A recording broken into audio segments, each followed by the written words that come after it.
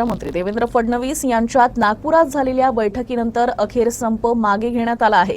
कंत्राटी कर्मचाऱ्यांच्या सर्व प्रमुख मागण्यांवर सकारात्मक चर्चा झाली आणि लवकरच येत्या काही दिवसात यावर तोडगा काढण्यात येईल असं आश्वासन मिळाल्यानं आपण संप मागे घेत असल्याचं कंत्राटी संघटनेच्या पदाधिकाऱ्यांनी सांगितलं। आज जो निर्णय आणि जी बैठक झाली फार सकारात्मक झाली। आमचे एकंदर 17 मुद्दे होते।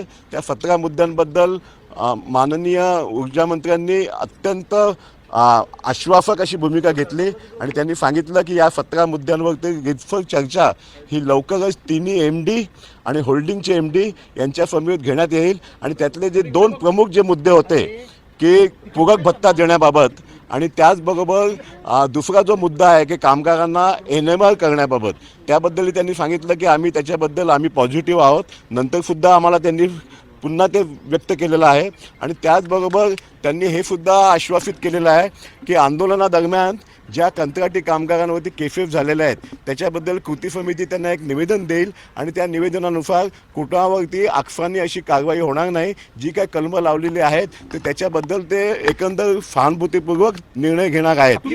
संप मागे घेतला का? आम्ही आजपासून हा संप जो आहे तो आम्ही स्थगित केलेला आहे।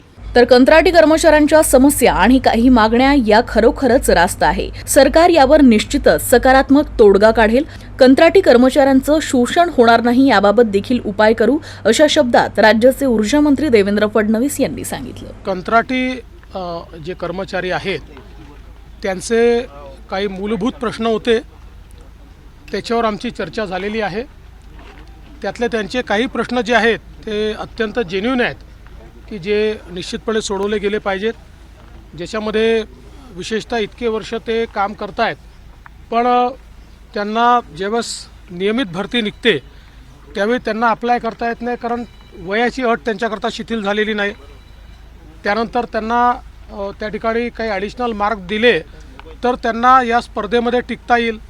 त्यामुळे त्या संदर्भातले काही विषय आहेत आणि लवकरच तिन्ही जे आमचे कंपन्या आहेत त्यांच्या एमडी सोबत एक बैठक ही जी काही संयुक्त कृती समिती आहे त्या समितीची आम्ही त्या ठिकाणी करणार आहोत आणि त्या बैठकीमध्ये याच्यावर सविस्तर चर्चा हे ते लोक करतील आणि त्यातून मग प्रत्येक गोष्टीत काय काय मार्ग आपल्याला काढता येईल तो मार्ग आपण काढणार आहोत।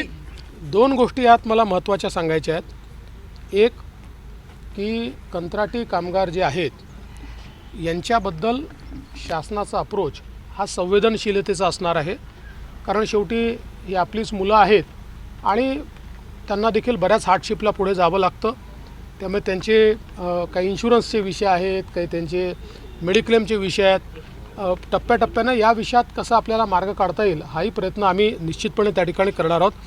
त्याचवेळी मी एक गोष्ट मात्र निक्षून सांगितलेली आहे की इनडिसिप्लिन अनुशासनहीनता ही कुठल्याही परिस्थितीत सहन केली जाणार नाही।